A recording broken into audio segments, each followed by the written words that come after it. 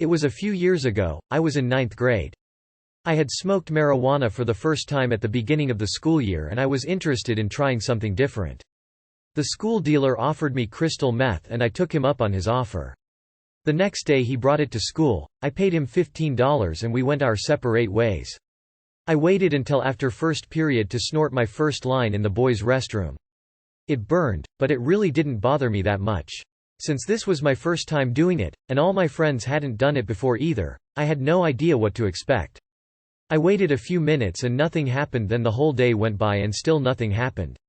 I was on the track team, and I had learned that the track meet for that day was only for varsity, and being on JV excluded me from that day's meet. I then realized that I would have to inform my parents of this, so they didn't drive all the way down to the school where the meet was being held. I went to the student office and asked to use the phone. She politely asked why, which was school policy, and I explained that I needed to call my parents to tell them that I wasn't going to the meet.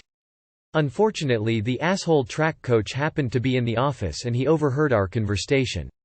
He said that he told everyone on the team about the scheduled change the day before. Hearing this, the secretary declined my request to use the phone. This made me extremely pissed off. Not realizing that junior high school secretaries are complete morons, I tried to explain as simply as I could how I wasn't at the practice the day before, but they just wouldn't listen. They just kept on saying that the coach had told everyone the day before, and they didn't seem to care that I wasn't at the practice. I am not a violent person, and I had never felt such extreme rage in my entire life. I was ready to jump over her desk and rip her fucking head off, and I would have, but for some reason I didn't.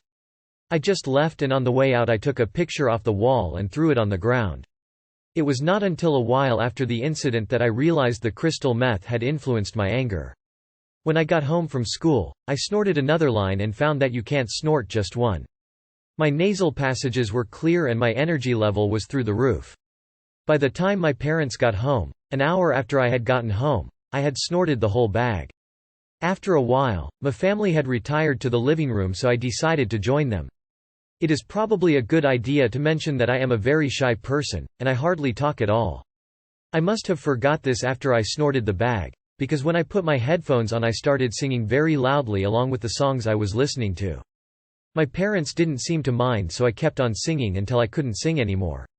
The only hallucinations I had was my bedroom door warping, which only happened for a second.